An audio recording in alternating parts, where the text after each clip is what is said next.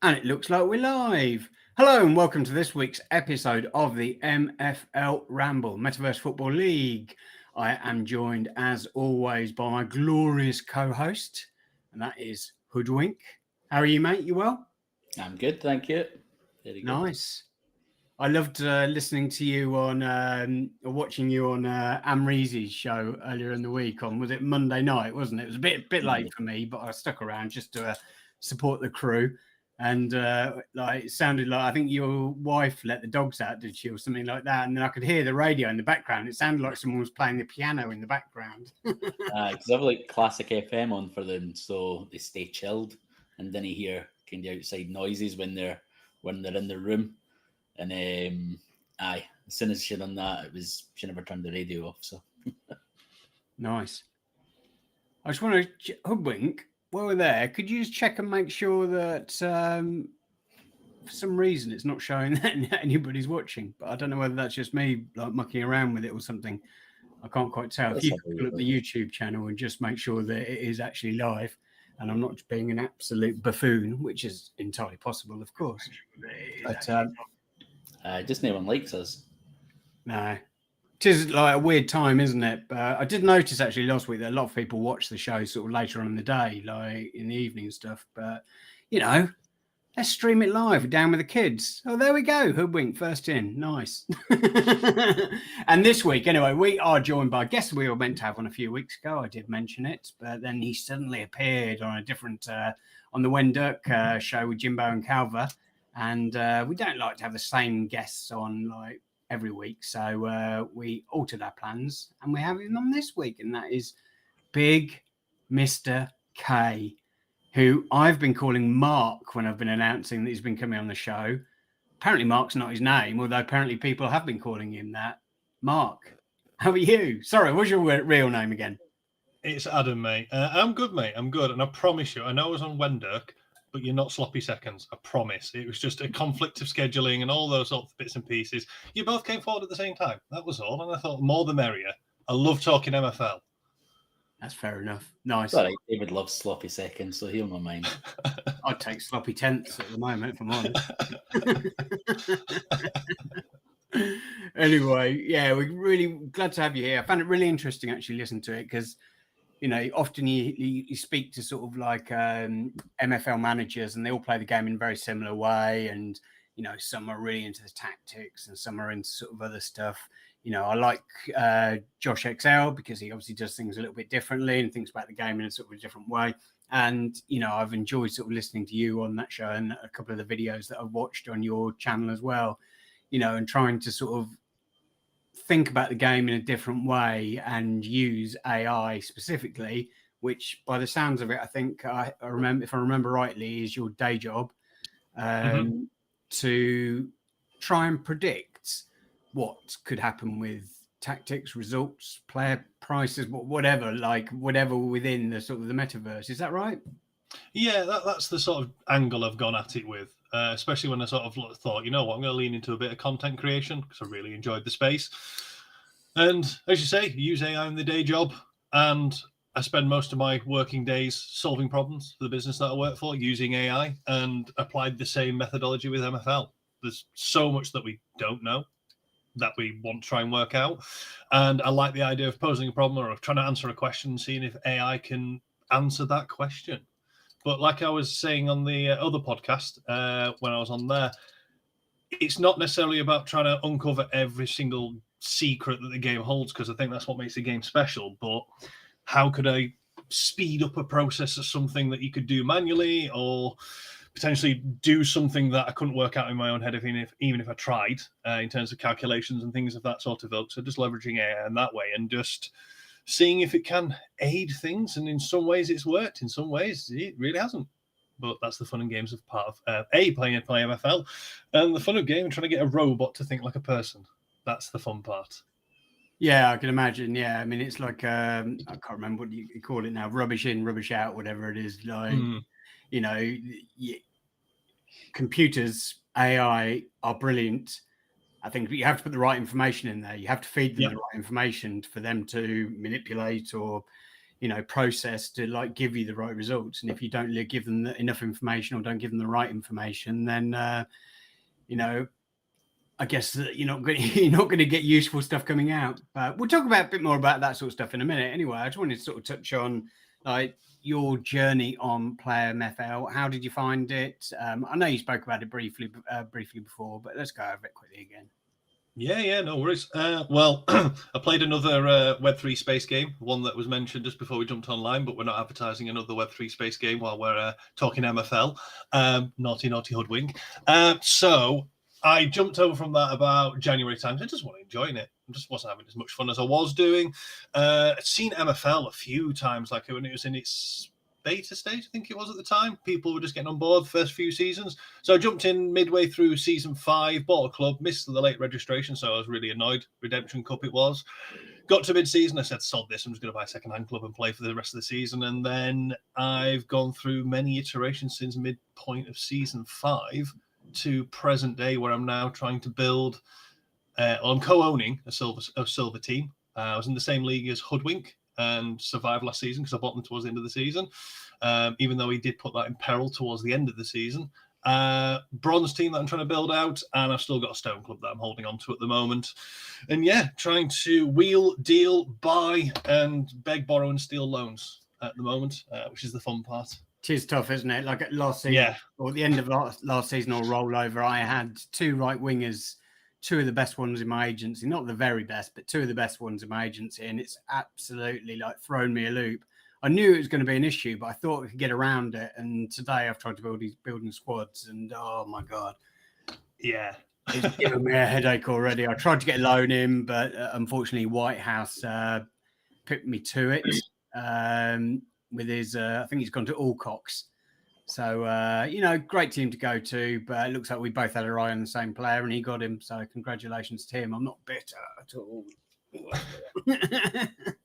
But anyway, yeah, and just look at your thing now. So you've got PSV Eindhoven, MFC ON, Metaverse Football Club. It was what they were called when I bought them, and with me and my co-owners, my friends that I've met through Play MFL. We're going to do a rebrand before the season starts, but we thought we'd best actually get a team together first. That might be a bit more of a priority. So scouting, we seem to send each other messages constantly throughout the day at the moment of, what about this player? What do you think of this player? What about this guy? It's a good price? And then I'm working like a madman in the background on loans with, I think at the moment I've been discussing with Apollo Sports Agency. I've been talking to him on Discord. He's a really nice chap. Reached out to Palmer this morning, but he's ignored me, so that's a bit rude. Then I'm just sort of seeing who else I can talk to and just see what I can get over the line to strengthen and build a bit of a competitive team. I know Palmer tends to build his teams quite late, so he doesn't sort of like engage with that sort of stuff too early. But yeah, I know he's been busy on another project, which we will speak about in a minute as well. But so it's going to be quite interesting. So, like PSV Eindhoven, then what's your target for this season? Staying up? Staying up. Realistically, we might be the sort of lower 25 percentile of strength in the league. I can't remember what it was last season. I think it was 82 point something was the top 75% of silver. But I've done it before on a shoestring. Be able to put a team together with the right stats, with the right tactics to hold the division. So that's the objective this season. We're looking to part with around 25% MFL rev share and stuff with that club. So working on a few negotiations here and there, and I've spent the last 10 days or so negotiating and sending offers to managers and having a chat. I don't like just sending an offer when I see a player on the market. I like to reach out to the manager first and have a chat. So if I'm honest, I don't want to offend them by sending them a really low ball offer, because we should have the block feature on here if managers send you really horrendous offers, but it's not there yet. So yeah, stay in the division. That's the primary aim.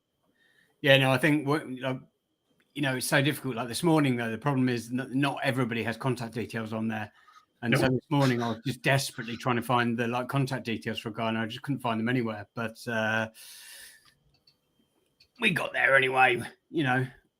Unfortunately, went to another team. But people put contact details on there. At least you can reach out and try and reach out to them. Maybe they don't respond. But anyway, Leeds. It's only about the 4th time you've mentioned that you didn't get them. You're definitely not bitter. Not in the slightest. Can you tell? Can you tell there is a Yeah, little yeah. bit of bitterness and resentment there? I'm bound to get drawn against Alcox now in like the cup as well, and it'd be like a grudge match where he scores, like the player I wanted scores a hat trick against me or something like that. But yeah, I'm not bitter at all. Leeds MFC. So they were your main team then, I guess, before you got involved with Eindhoven.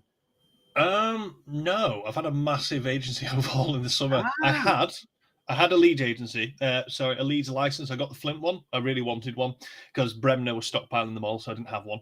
And I knew I'd been sort of mentioning it on like X and stuff like that. And Risu reached out and said, "Look, Leeds license on the market." And I was like, "Great!" Jumped on it. It was only live for 5 minutes. Grabbed it, ran them last season, and this season I was sort of doing, well, where do I want to be? Where do I want to be competing to test myself?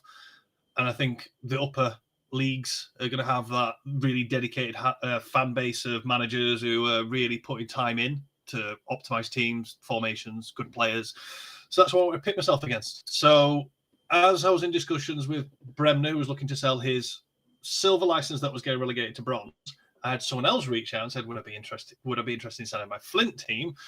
So I negotiated that price up a little bit to help with the budget for the bronze license team. And now I've got a bronze Leeds license. So that is the one that I own independent on my own rather than a silver team. It's a shared effort. 6 as well. Yeah. I'm not sure there's a good connotation there with Leeds and stuff. Red Devils, Man United. We don't have to go down that route. It's just it's a Leeds license that I'm going to try and gain. I want to be competitive in that league. I've been negotiating with a number of managers this morning. I've picked up 2 or 3 players today. Can't remember how many I've picked up today. But yeah, I've picked up a few new players today to help strengthen that squad out. The priority is sort of moving players to the silver squad to make sure we're strengthened there. But then just going through what I need to plug gaps and then looking again for a few more loans for that league, because again I'm probably willing to sacrifice about 25% of the bronze revenue to pull in a few loans and stuff. And yeah, just got lots of fingers in lots of pies trying to negotiate at the moment. Yeah, it's difficult at the moment, isn't it? Like trying to sort of build squads and stuff like that, not knowing exactly what the expectation is or how strong your leagues are going to be. I know last season for me was a season about promotion and playoffs and like glory and stuff like that. This season I have a feeling it's going to be mostly about surviving. And that's the trouble when you get promoted, into a higher division. I think my silver team should be okay unless I completely mismanage it like I did the first time. But I've got a team in bronze as well, and I was trying to build the team there earlier, and I remember looking at the division it's going into last week, and like there were teams mid-table with like 4 or 5 legendaries, and I'm just like, oh, for fuck's sake. So yeah, maybe they won't be in there like this season, and they'll move the players around somewhere else. But it's going to be interesting to see what happens this season. But yeah, it's going to be more about survival, and then like depending on where I'm sort of predicting the league, maybe sort of focusing on the cup. But trouble is, I try and do that every season. I try and do everything with every team, and often backfires. But yeah, what about you, Hoodwink? Like any big changes to your agency apart from a few new logos? Not a huge amount. For Edinburgh, I've got a lone striker in for Kodak. Looks like a smasher. What have I done? Degu looks pretty strong because I've tried to. I've not really bought anyone, but I've tried to make it so each squad is strong rather than everything. Edinburgh's like my main one. So I've tried to kind of balance it, like I was talking about last week, which was saying I was struggling to figure out what to do. Livingston looks pretty good. So the players that I was loaning last season, because I didn't want like 74 rated guys in Spark, so I loaned them out. Because I got promoted, I won the league, so I got promoted. I've got like a really, really nice ice team there with some really good youngsters as well. So that one's actually quite an exciting team. So it's not really. I didn't think I've really got anyone new, because even like my reward packs were half decent players, but I didn't think a single one goes in a team because it's positions that either I didn't play or didn't need. So yeah, we didn't speak about that with reward packs, did we? I mean, like obviously they came out in the week you know, I think you went down like the uncommon route, didn't you? Which is the route I often go down. Aye. This time, I just thought I just need like a couple more 80+ players, and I didn't get any. I got a wing back who fortunately can play at centre back because the same rating, but he was like 77. 76 rated centre back who's young and absolutely ginormous. See if I can find him, but I'm pretty sure he's like 6'7" or something ridiculous. See, this is how far down I have to scroll to find him. Was he Japanese or Korean? I think I'm pretty sure he's from that area of the world. Oh, there we go. Kanda. Looks cool. Looks like a mean fella. But yeah, 6'7" tall. Brilliant. 22-year-old centre back. Obviously, I don't know why I'm looking at progression now. He's a brand new mint. Need the AI to tell me what's going to happen. I probably should have went for a rare because, again, that's what maybe we were discussing last week or maybe in the chat. But I need rares rather than, like, I didn't really need any uncommons. But like, just if I got a rare wing back, old wing back, I'd just be gutted to spend like 48k on someone that I can't use. Whereas if I've just opened 10k packs and actually got some really good player, I got like a 74 rated 22-year-old, I think. He's like a centre mid, so I'll keep him and just loan him out, and maybe I'll use centre mids one day. But I got I think I got one really crap one. My first one was like a 27-year-old 65 or 66 rated cam, which is just no good to me. But the other ones are good. Fullbacks, if they progress, I'd probably play, or two right backs. I think I got both pretty good. The centre mids were all good, but I just didn't play centre mids. So maybe I should have went for the rare, but I just like the uncommon packs, and I just basically hope for progression really with them now.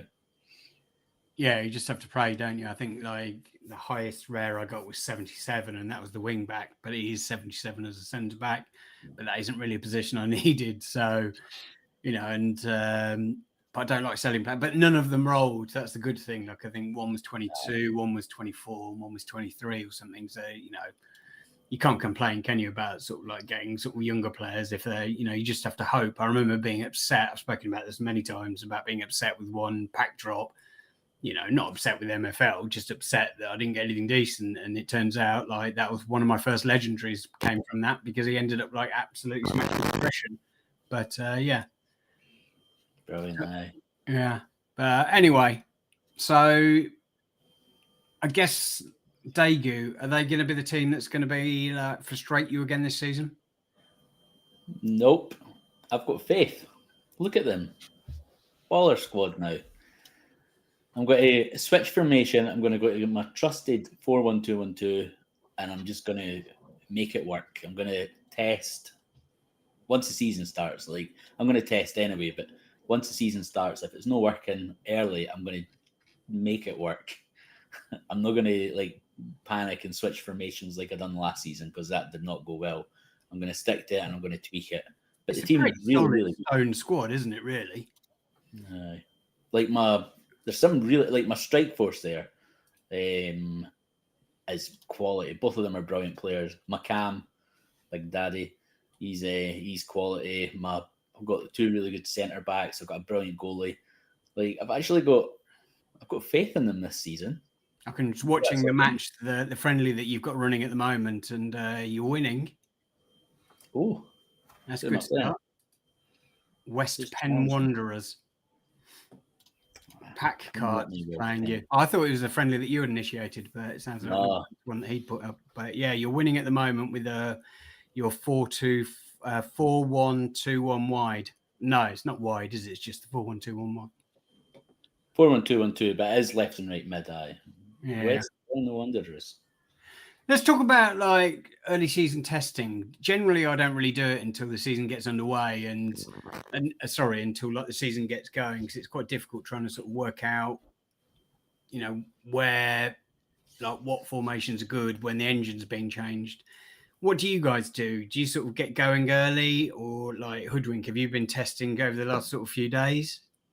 I've not played much. I played a handful of games. I'm 3-0 up.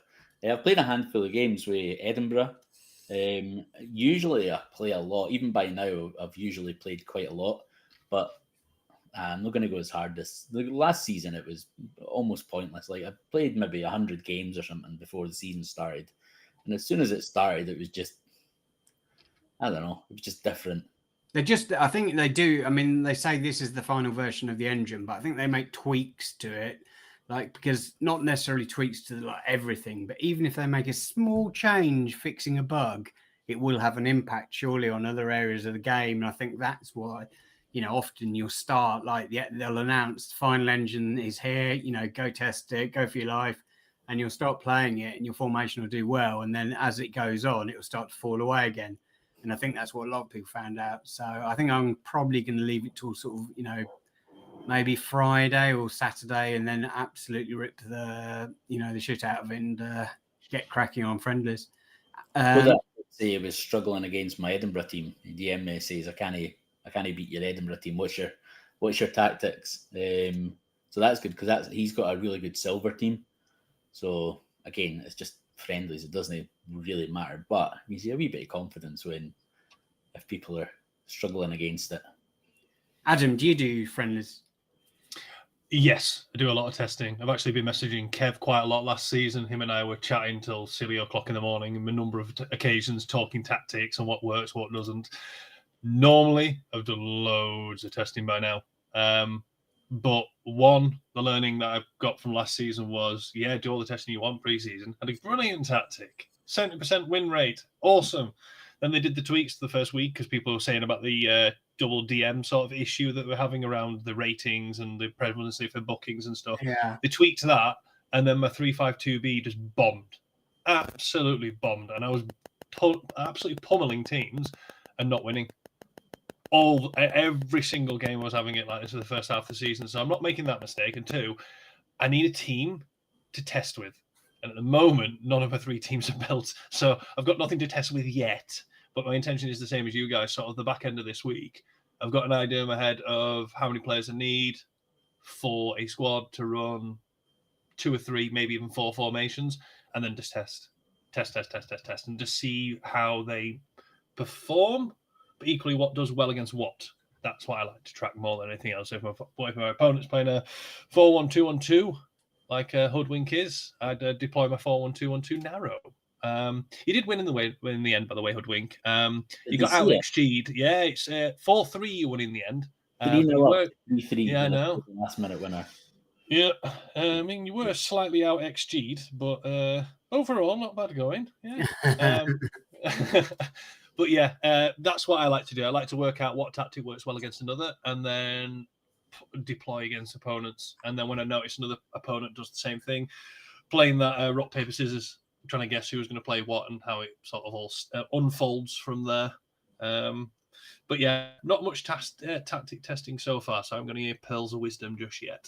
Yeah, I mean, look, you've got to build your squads first, haven't you, as well? That's obviously a fundamental thing before you start looking at tactics, and that's a bit of a ball ache. But obviously, it's pack drop night tonight. Do you normally get involved with those?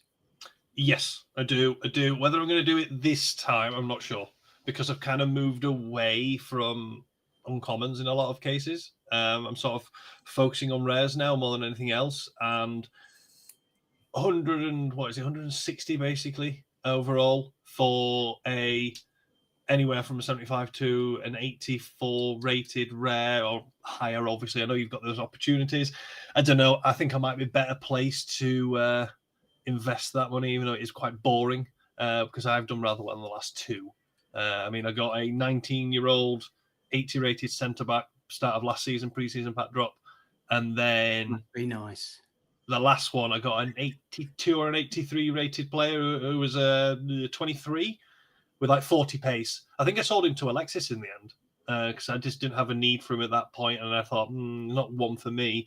But I'm refusing to go see if he's progressed at all because I don't want the regret.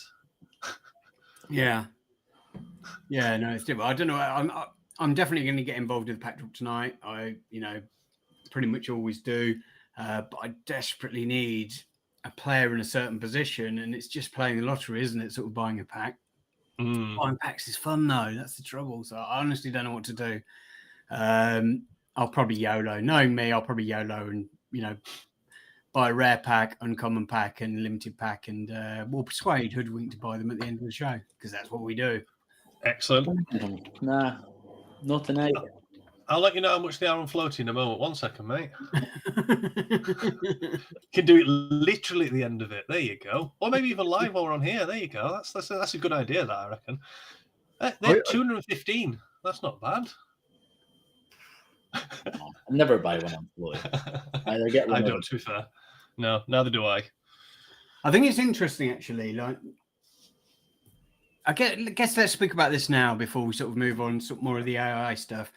And that is, we spoke about it briefly last week, and Hoodwink probably did his best sales pitch for So Rare rather than like talk about what we want to speak about. But, he's a So Rare guy, so I don't blame him at all. But I get a lot of DMs. I know Kev has had quite a few DMs, and there are a lot of people that are sort of taking their money out of MFL at the moment because So Rare is the new shiny thing, and it's the new season, and people are seeing everybody talking about it, and they want to get back involved, and I completely understand that. I mean, I play So Rare as well, so I completely understand that they want to sort of get involved with sort of the game as well because what they've done this season is great.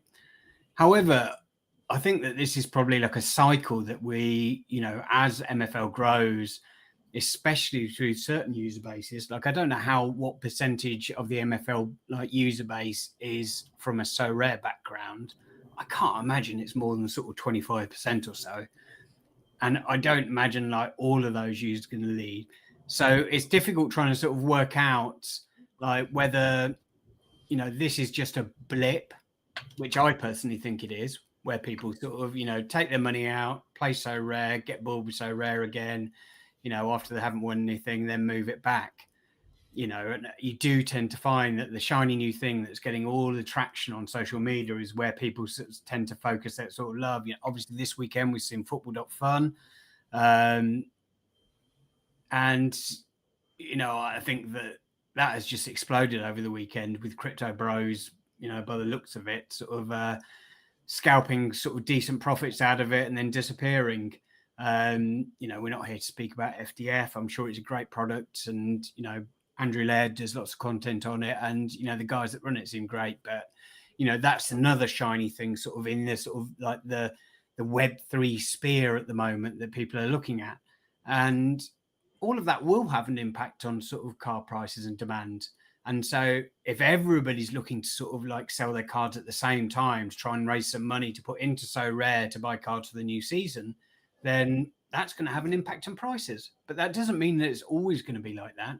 And since I've played MFL, I remember when I started buying loads of cheap cards and then the prices went astronomical. Then they came back down again because MFL are pretty good at balancing the supply against the demand. Now, if I'm honest, I was a little surprised with the amounts they've put on the pack drop tonight. I thought they might like put them a little lower this time, just to sort of like, just to sort of test the water. But if they all sell out in seconds again tonight, then they've been proved right. I guess, they know better than us how many active managers are submitting teams, are building squads and are actually playing the game.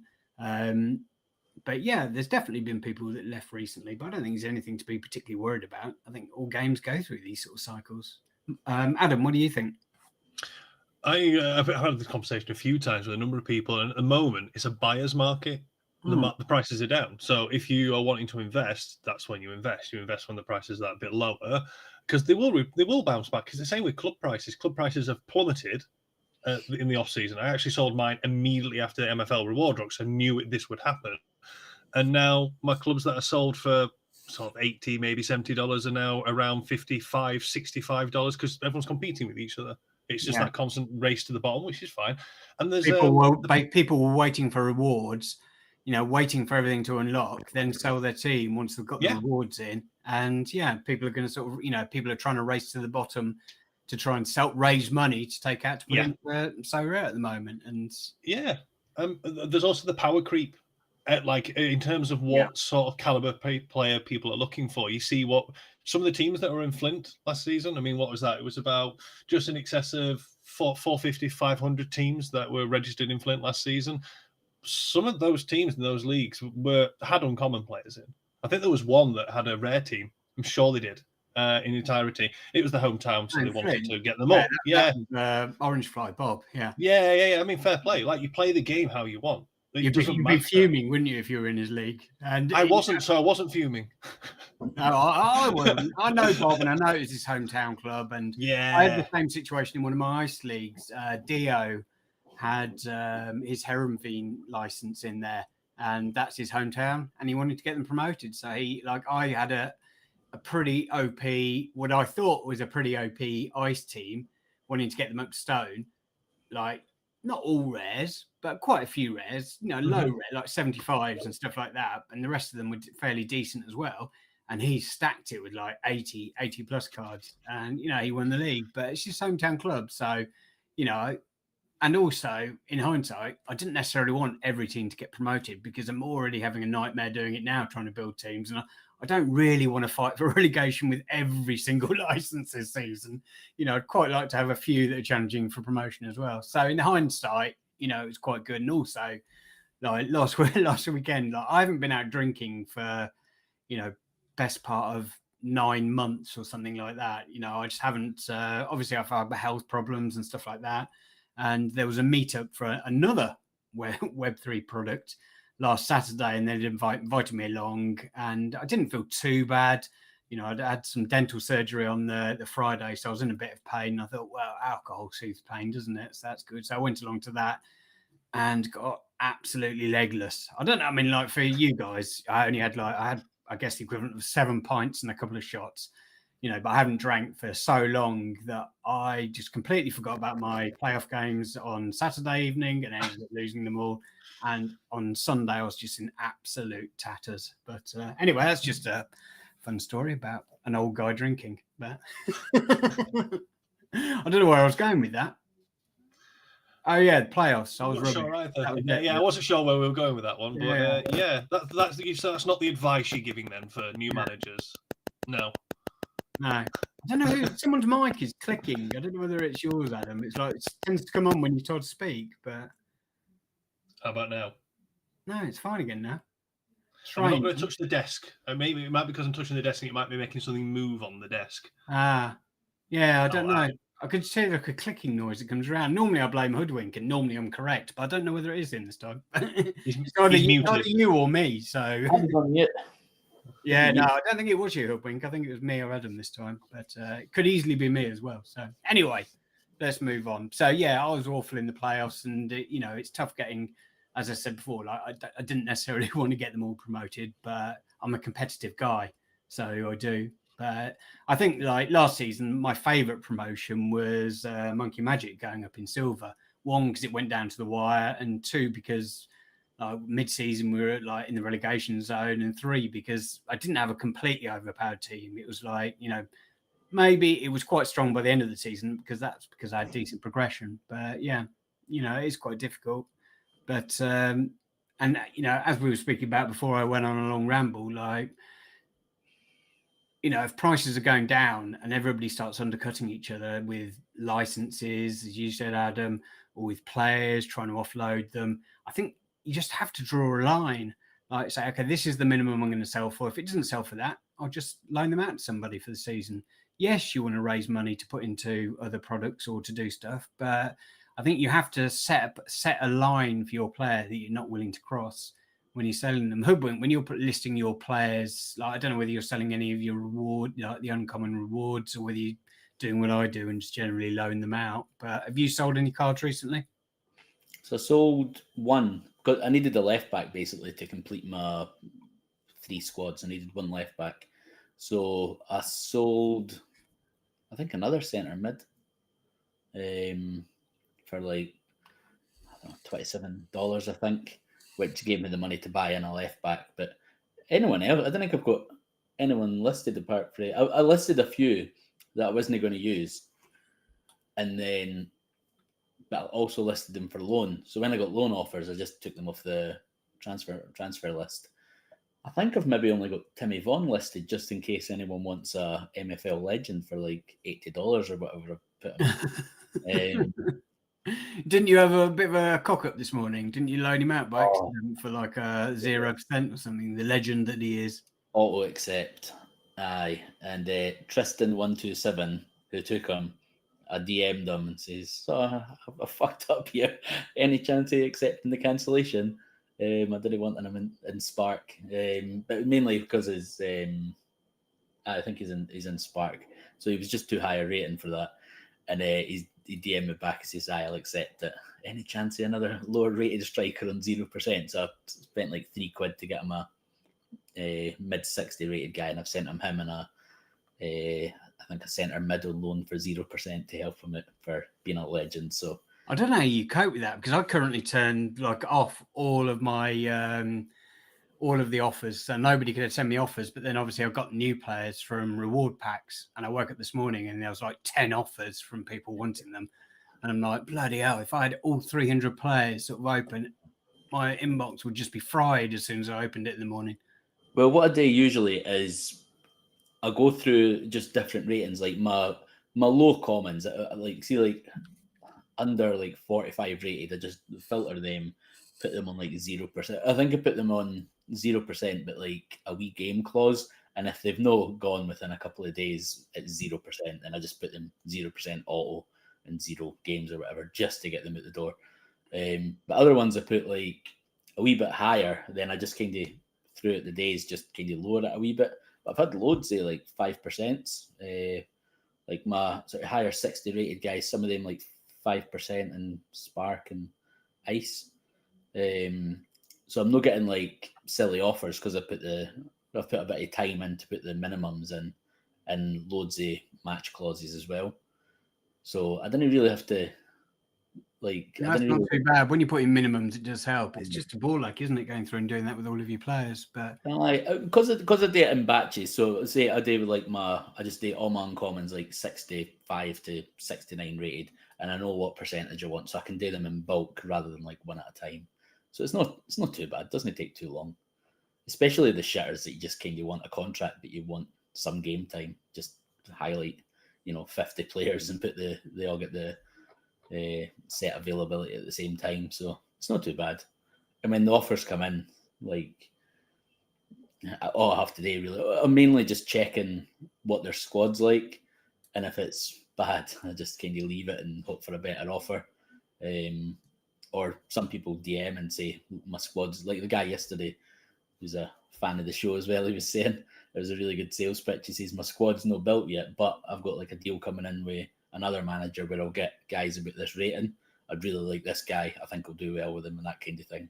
So like getting a wee DM and like a wee sales pitch is always good as well. So it's funny you should say that, because I had a few nice messages like in the last couple of days from people I hadn't spoken to before, and I apologize if it takes me a while to reply, because normally I look at Discord on my phone and it doesn't automatically show you when you're getting messages from new users or like requests. So I only look at it when I'm on my desktop, and like my desktop, especially at the moment with no MFL, I'm not on it huge amounts apart from when I'm sort of streaming or editing and stuff like that. So I hadn't spotted them. There were a few like, oh, I love the Ramble, I listen to every episode.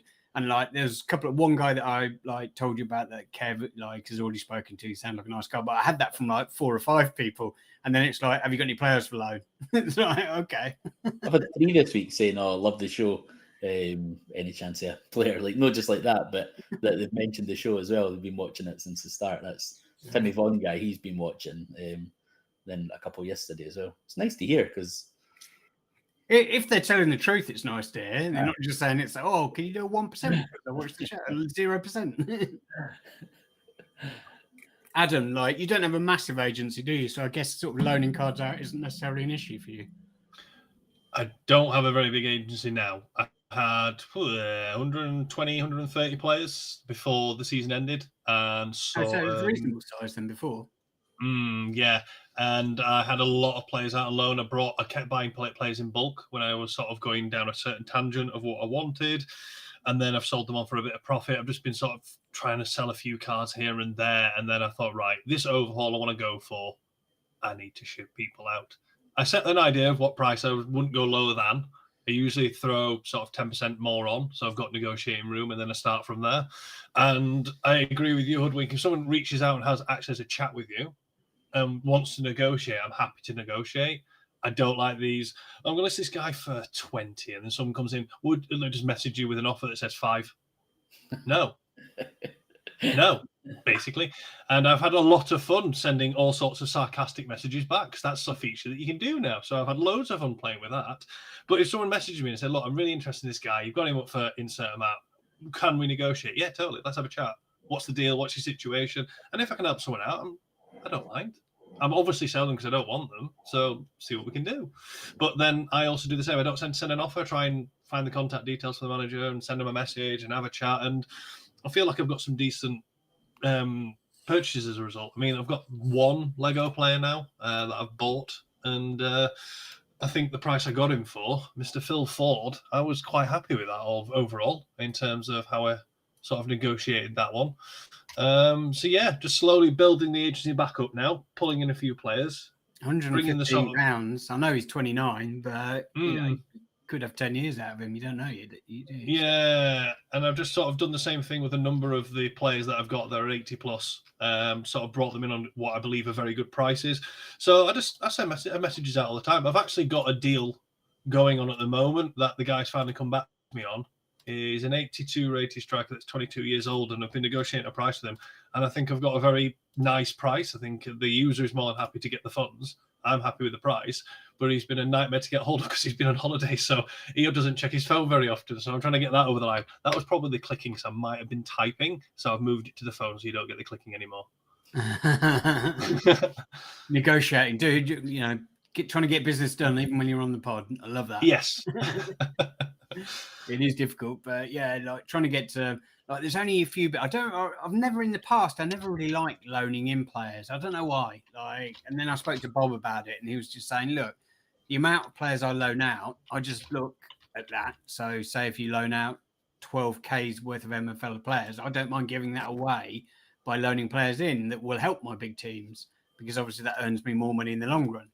So yeah, I need to have a think about it. And as I said, I'm not bitter. I lost a player this morning, but I will be, going to the market again and having a little look around and trying to reach out to a few people and trying to get like it's literally just 1 or 2 players. Like if you're listening, I need a right winger, ideally someone that can play right and left wing, who's 85 rated. Do me a deal. I can get into silver. He's in silver. I can do like decent percentage. I'm happy to put like game clauses and stuff. Please reach out, please. But yeah, so anyway, I'll be trying to get that done, and maybe I'll get lucky in like packs this evening when I get stuck in. But that has not been the case recently.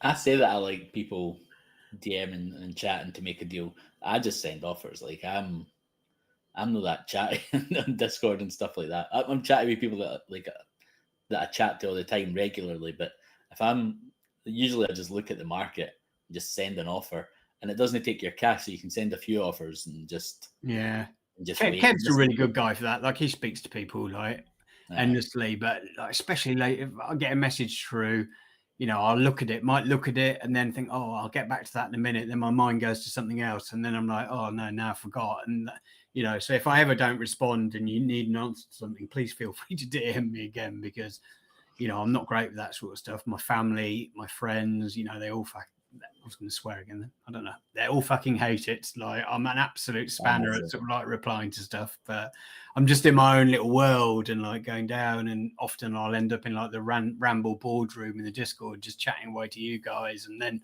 like I'll be in like the so rare part of the Discord. Then like you go out and I completely miss that people are sending me direct messages, and then I look later and there's like 7 messages from people. Like often the same people, like certain guys that we all know and love from the Ramble Discord, like Neil. But yeah, no, it is like fun doing that sort of stuff. Let's talk about progression anyway. That was the name of the show, and we've been waffling on about everything else. I guess first question: has it been able to predict? Has the spreadsheet you built? Let's get it up. I don't know how to use this, but has this been able to give you any sort of estimation or idea about how progression would go for certain players? To a degree, yes, because there's still a degree of variance when it comes to it. Like, we truly don't know what the ultimate overall of a player is.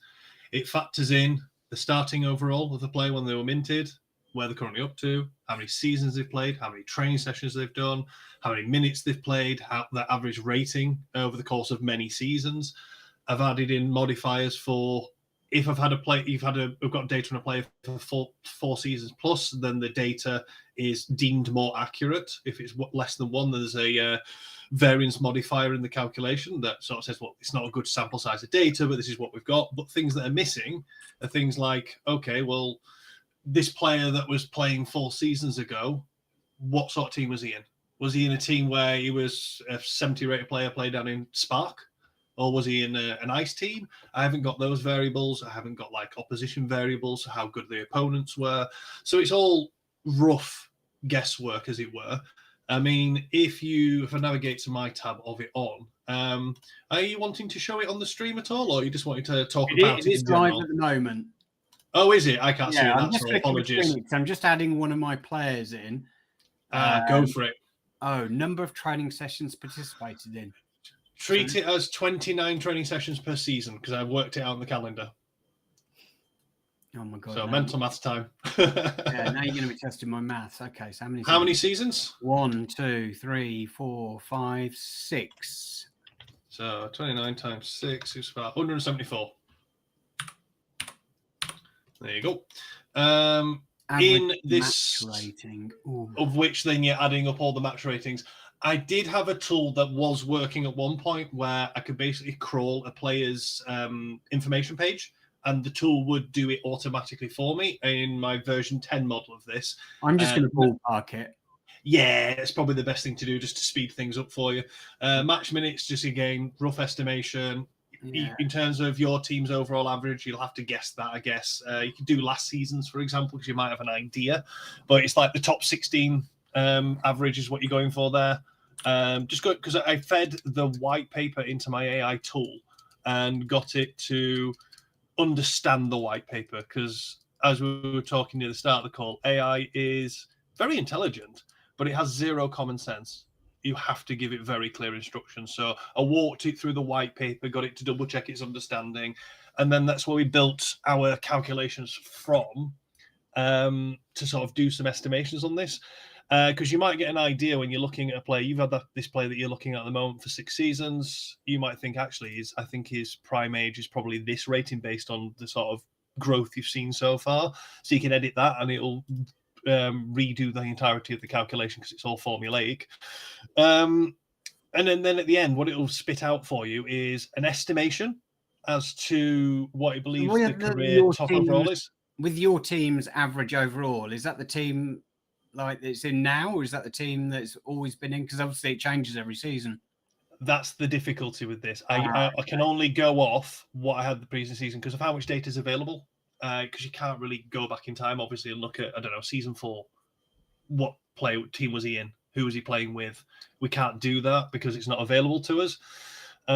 So it's only an estimation with the best guesswork in the world. But at the end, and it's the same with the opponents, because I work out the averages for this stuff because I do lots of scouting at the start of the season for all of my opponents. I use the MFL manager, I think it's called. The one where you get all the league projections and stuff. I use them to sort of do some cursory research, and then I look into it a bit more in depth myself. And yeah, it'll spit out a estimated overall at the top of their career, but it'll also give you some weighted odds as to, okay, well, we think in my example, I don't know if you've got my guys in there, but the top guy in mine is suggesting, is he in there? I can't see the screen. Sergius Bokchinek or something like that. Yeah, I'm glad you chose you one that was definitely easy to pronounce. Lothar is the second one. Yeah, let's go for Lothar. Lothar is estimated now at 70. I updated it this morning because I had a season and a half with him.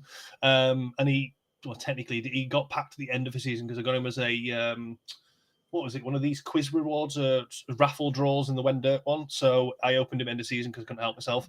So he's had 2 full seasons now. He went mad last season in terms of progression. I think it went up +4, but shooting was up 9 or 10. Pace and physical went up 5s and stuff.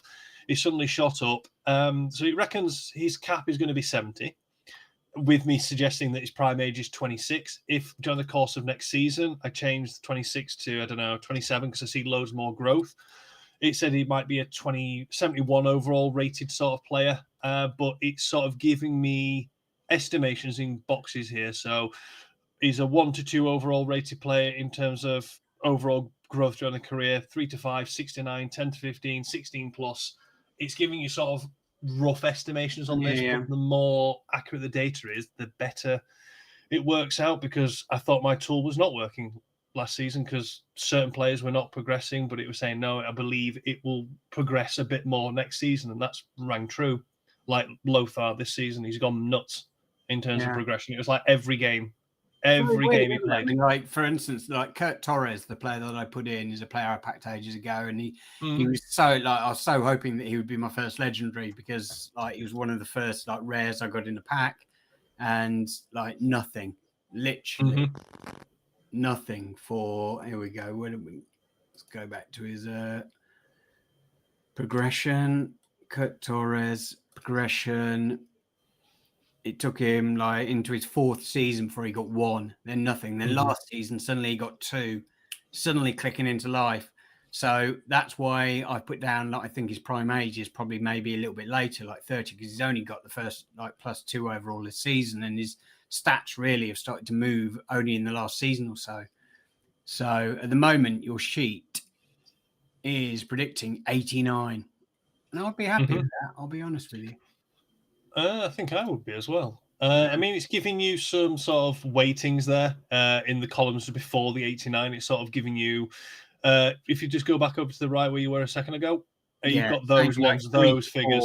Yeah. It's giving you some rough ideas, sort of, and it stacks it in lots of different ways. I'm hoping to do a new version of this where I can update the calculations, because if you really wanted to get in depth, which I won't even try and explain on the stream, is column L and column AH, you'll notice there's lots of letters missing next. It's supposed to be alphabetical. If you were to click on those 2 little arrows near the top, it will open up many columns of calculations. If you get bored and you want to have a look, feel free to do so. But I will not. Yes, neither will I. That's why I hid it, because it's all automated. You put in those initial figures, it'll automate the rest of it.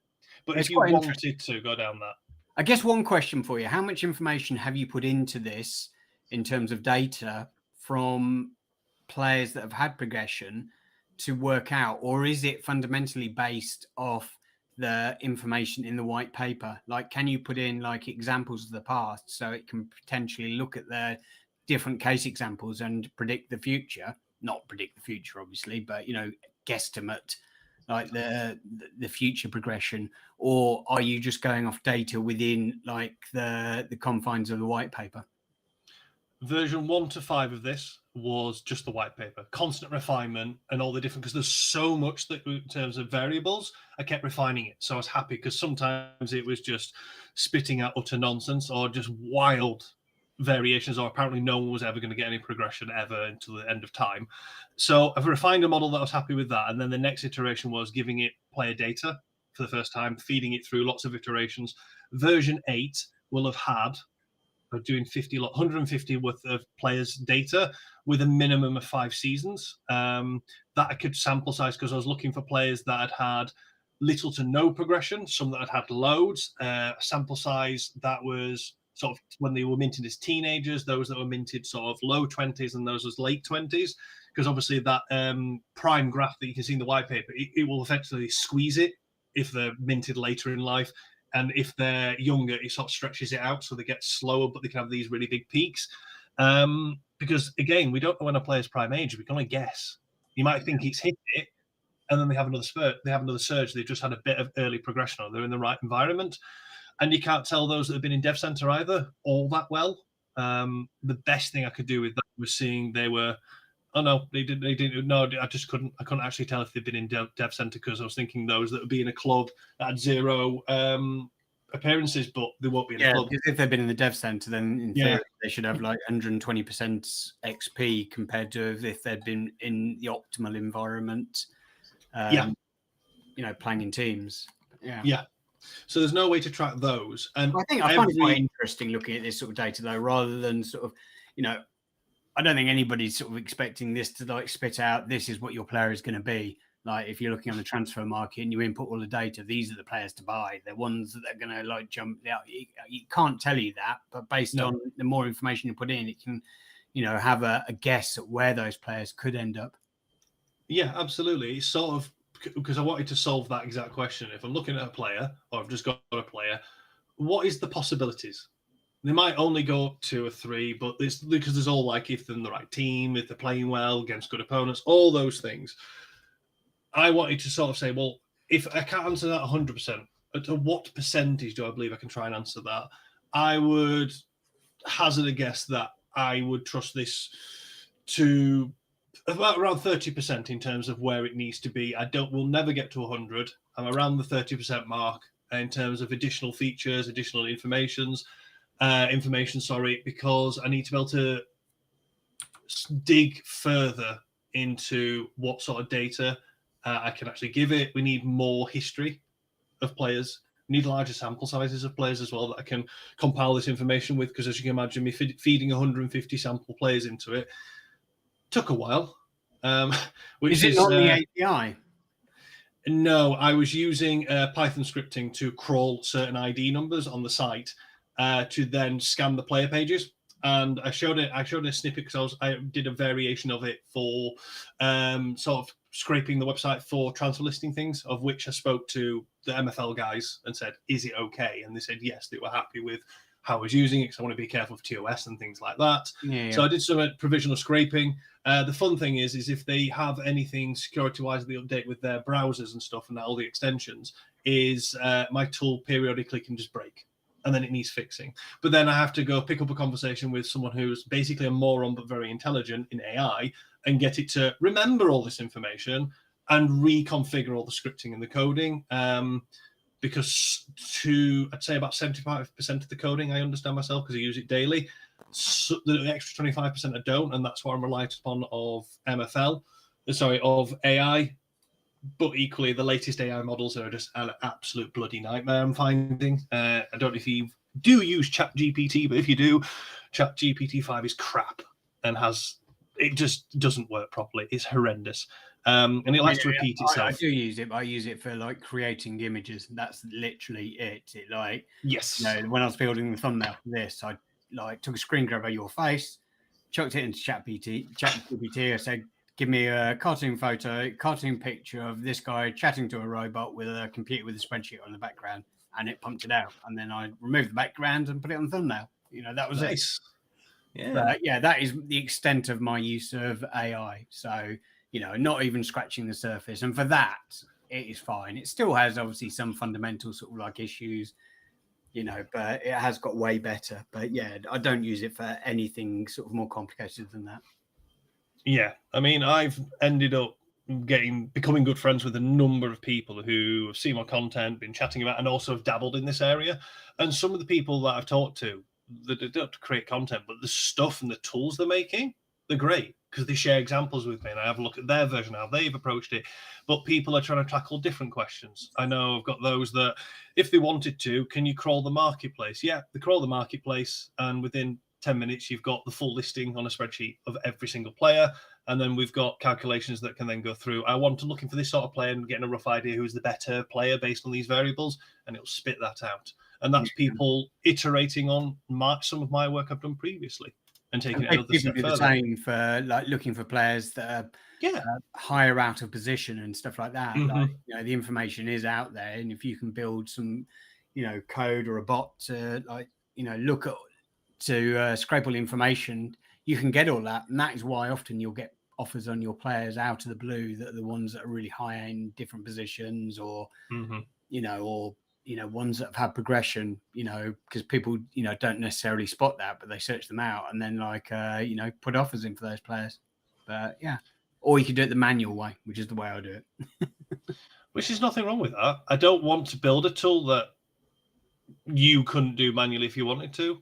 I'm not trying to get an edge that way. I'm just trying to speed up a process and or try and approach it from a different point of view. I don't want to sort of I don't think I ever want to fully crack player progression. I think that would kind of ruin MFL for me. I like the unknown quantity. What about you, Hoodwink? Are you getting involved with this? You've been quiet for a while. I'm just making sure you're still awake. I didn't try and predict it. Even like we've spoke about, like when you're buying players and stuff like that, do you look at previous progression? I don't know. I just get a surprise. If I get a +1, I'm happy. But I didn't really try and predict it that much. Although it would be interesting, so someone like Sean Carr, who's like my guy that's went up like I think 8 or 9 in 1.5 seasons, it might be interesting to look at that kind of thing as well. Just to see what it predicts, because what did you see, 23 or 24, I think. I mean, that might be him, like, but he progresses. He gets like wee stat increases almost every single day. So stuff like that, I think, would be interesting. But like, I'm not clever enough for this. I just log in the morning, see if someone's progressed, and I do. I mean, that's one of the, I think, when people speak about it, that's one of their favorite parts of the game, isn't it? Sort of like looking through, trying to work out, who might get the next progression, like who, like, logging on sort of in the morning, just having a look at your sort of site, having a look at the site and seeing if you've got any +1s. I think everybody's got their way of doing it. I love going in. I scroll right to the bottom, have them in order, and then scroll up through the common cards and then see, what stat increases and stuff they get. And then I get to the big ones at the top, and I'm just praying when it gets to the top that one of them will have popped. But last season was probably my best season for sort of growth at the top. Unfortunately, like my goalie is now in his final year, 87 rated goalkeeper. I'm just hoping that like fitness isn't so much of an issue for keepers, because I know last season, like a couple of players that were retiring, honestly, they could play one game and then they couldn't play for like another week. It was like me trying to do stuff. But yeah, anyway, it's my favorite part of the game. It's so much fun. So I can see why it would be fun trying to predict it as well. Just for me, as I say, I just log on and just I enjoy just seeing how they go. But I'm not really into the data side yet, like trying to predict it and looking at like previous history when I'm buying someone, or like try to think where will this guy go, because to me it's just kind of random, and just get excited in the morning and see what happens. Then I need Alan Santos. Can your wee supercomputer tell me that Alan Santos is going to be a Lego soon, please? Well, no. Have you got the extension on from what do you call it? Not WikiLeaks, MFL Leaks, is it? No, I've not got that. No, because it shows you a little bar on the overall when you go into your page on the site, and it shows you how close they are to sort of taking over, and it is quite accurate. Like, I've had players go sort of like green right at the end, and I just know that they're going to pop soon, and like often, Oh, really? But yeah, so I don't know how close he is. Like, you can do the same manually if you go onto MFL Player Info. Is it MFL Player Info? Just yeah. Oh, sorry, just to train it, like changing the training and then +1. Yeah, you can do it manually, but it can show you on the website with this as well, which is quite cool. Trying to see if I can get it up. Progression 84 rated for like 2 seasons now, and he was meant to be my Lego. If you're looking at the stream right now, this little bar appears just below the overall, and it goes like sort of, starts at red, then goes sort of through orange, and then it gets sort of green, then it goes dark green. I don't know why it still doesn't like it when you do that. I don't know whether, I think it's like next season, I think it's going to be a poor season for me for progression. It's not working when you go across there. But yeah, that's the sort of way to do it, where you can sort of check without sort of thing. What about sort of progression overall? Like, have you had any absolute smashers, Adam, in your sort of time in the game that have gone crazy while you've owned them? When I've owned them, first pack drop I ever took part in. I got myself a limited pack and a kickoff pack, and I packed a player who I think I've sold him now, but he was just. I was really disappointed because he was like 26, 27 years old, but I shipped him on just the season just gone. He came in at 65 rated, and when I've just sold him now, I think he was at 71, 72, but it was just the amount of stat increases across the board that just drove him up, because he was a left mid, but his pace kept going up, his shooting kept going up, his passing, his dribbling, his physical. It was just a really good all-round player. But last season, those that have actually still got that haven't shipped out, it would be that Lars Brunner last season. I mean, if I just... Yeah, he's in my agency now. And you look at his progression for last season, he just took off because he moved to tier broke second to last training session of season, what would have been season 6. And then last season, it was like after every game, just constantly going up in terms of stats. Yeah, I'll let you find him before I carry on waffling on about him. There I am. Yes. Lars Brunner, there we go. Lars Brunner. Oh, yeah. It's funny because it's often those guys that you get that are sort of 23, 24 that will immediately start getting progression. Whereas if you get the youngsters, unless they're an absolute smasher, then like often you have to wait quite a few seasons for anything to happen. And then when it does happen, like with the younger guys, it can often stop at 24 if that's their prime age. And then you might have to wait ages, as Hoodwinks had to do with Alan Santos. He's one away. Yeah, 19, smashed the progression, went through into rare, got through rare. 23, is that his prime age? Yeah, He's 24. one away. Or is he just slowed down? You don't know, do you? He could start again and go through all the way to, an ultimate card. You just don't know. But once he gets through, and he's 1 point for passing or dribbling, I think, or 2 for shooting, and then he's going to rock it. I've got a good feeling. You got tingling in your balls. He just needs to. He just needs to hit that one wee stat increase. Then he's ready to go. Because he's had quite a few seasons where he's had like 3 or 4, I think.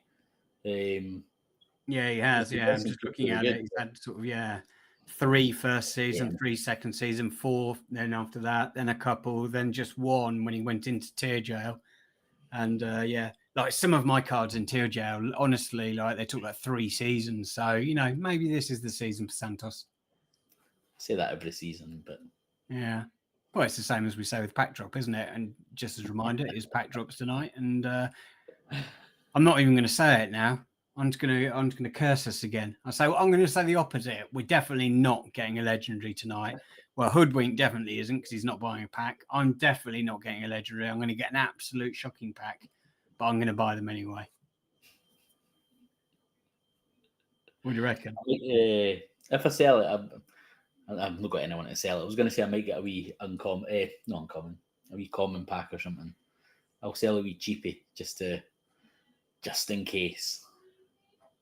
Yeah, I need to get back to building teams like as soon as possible this afternoon because looking at my DMs at the moment, I'm getting more and more people coming. Have you looked at your teams yet? Have you sorted your teams out yet? But need to get onto it.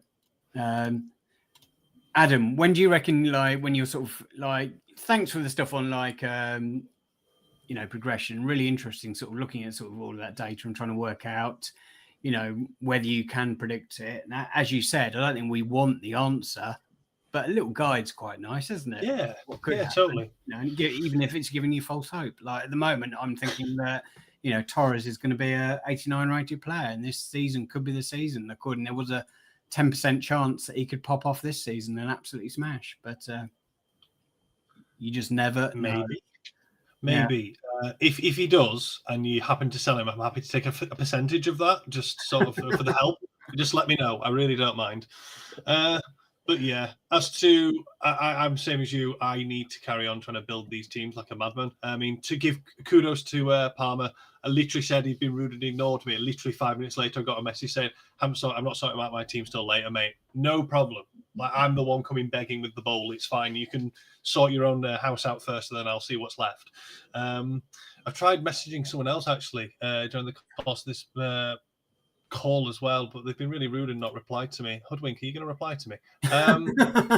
This is me. But yeah, I've hopefully got my new striker in shortly. He's replied to me, and I've got the offer sent out there. I'm just Timmy walking Vaughan! through. Oh, Timmy. No, Yeah, I'm getting him on a 0% contract on loan for the season. I don't have to play any games now. That's the perfect bit for him. So yeah, I got the offer out there. See what happens. I'm just walking the user through how to use Floaty, which is fine. Like I have get questions about all sorts of stuff to do with around MFL. But I'm happy to help. Do you still I use really Floaty? don't mind. Yes, I still use it for making offers. If you're offering larger sums, it makes sense. I mean, I understand MFL not wanting this to happen all the time because it's 5% tax through the MFL site.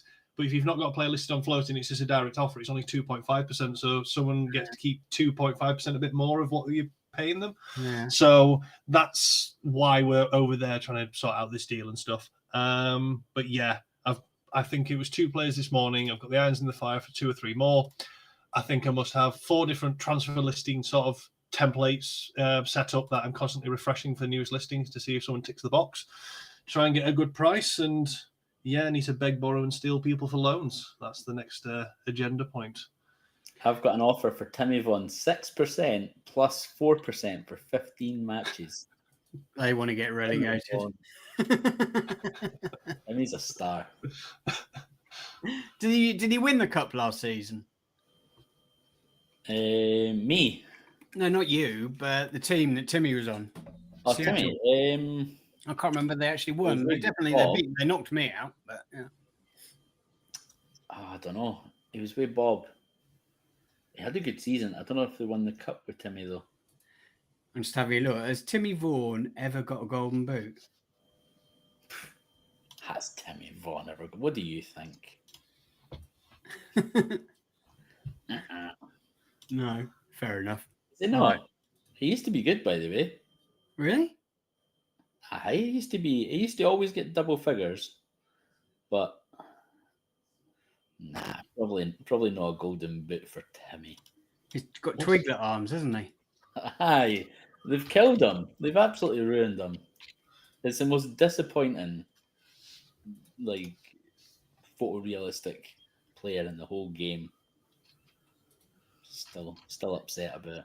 He looks a little bit like Kurt Torres now. They could be brothers. No, you've got the good brother. Yeah, I've got the good brother who's got sort of bigger arms and knows how to score. But yeah. But anyway. I was going to use him this season because I've got for Livy.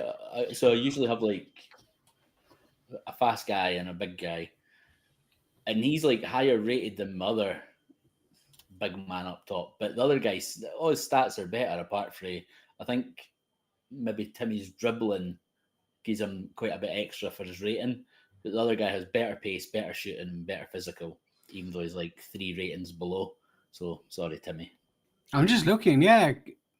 Timmy Vaughan used to score goals, although he's never got over 20 goals in the season, but he scored 19 one season. He's got into double figures quite a few times. And then literally from season 3 onwards, he didn't get into double figures once. He was bad. Until last season when he got 14, but that was with Bob. He did get 9 assists as well, which is a record for him last season. It's good. Yeah. Right. Captain. Right. I need to build teams anyway. It's going to be same. I've done that last week. I'm always so prepared for the season. Like, then I only have to tweak like with packs and stuff like that. But yeah, I should really do that because you send pre-offers out, don't you? So they literally all populate in your teams automatically. Whereas I go. I suppose it's because I didn't get loans as well. It's easy because you just like it's 100. Well, I got that one for Kodak, but usually it's like 100% my players, so you didn't have to worry like about trying to plan too much. You just give them their pre-contracts and relax for a few days, play some friendlies, and nice. Right. Thank you so much for joining us, Adam. Really appreciate it. I'll stop calling you Mark now. I'll try and remember your name is Adam, and or just revert to Big Mr. K. I don't know what I was calling you before, Big K or something like. Honestly, in my mind, it was all over big man. Big man. Oh, the big man. There you go. We've got the Ramble Cup. Oh shit! Yeah, you're right. Yeah, Kev has organised with the guys over at MFL, the Ramble Cup. We return pre-season cups. We've tried to coordinate with Jimbo and the Wendirt guys, and so we've got different caps for all of them. I think we've got the highest cap at like 950, but then we've tried to sort of do them in between what Jimbo's done. So yeah, they should be good. I think they're going live at some point this afternoon. He hasn't announced it yet, has he? I didn't think so. No, but at some point this afternoon, they put them out in the Ramble Discord, and we'll put them in all other Discords and stuff like that. But yeah, get your teams regged, and yeah, we'll have a bit of fun this weekend with the Ramble Cup. I won't be going out drinking this weekend. I think I'll need another few months off before I have that much to drink again. So hopefully I won't forget all my games again. But yeah, thank you for joining us, Adam. Great to see you as always, Hoodwink. I hope you have a lot of pack luck tonight, everybody. Bye.